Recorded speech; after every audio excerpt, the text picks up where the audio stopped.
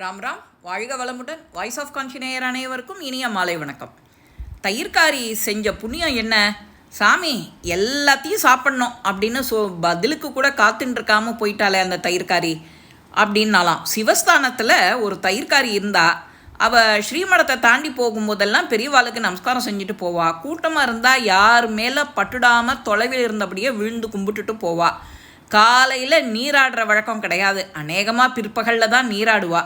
அதனால் மற்றவாளுக்கு தீட்டுப்பட்டுடக்கூடாதுன்னு கவனமாக இருப்பாள்.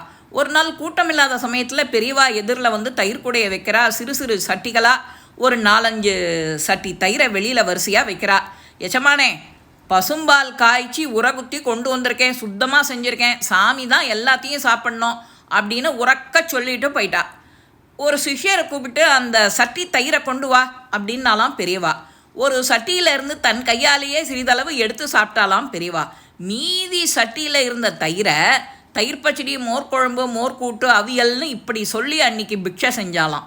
ஒரு தயிர்காரியோட பக்திக்கு கட்டுப்பட்டு பெரியவா இப்படியெல்லாம் செஞ்சான்னா அந்த தயிர்காரி எவ்வளவு பாக்கியம் பண்ணியிருக்கா. பெரிய பெரிய தனவந்தர்களுக்கு கூட கிடைக்காத பாக்கியம் இந்த தயிர்காரிக்கு கிடைச்சிருக்கு இல்லையா?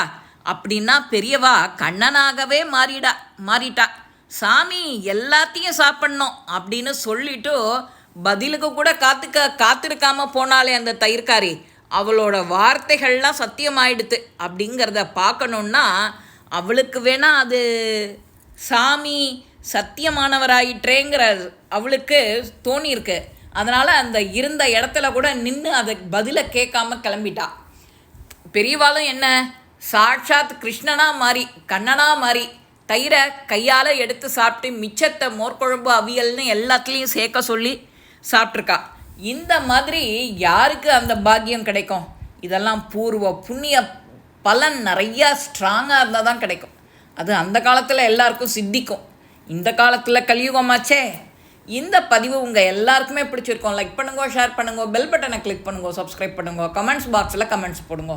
ஸ்ரீ மகாபெரிவா திருவடிகளே சரணம். நல்லதே நடக்கும். ஆனந்தமாக இருப்போம் நண்பர்களே. வாழ்க வளமுடன்.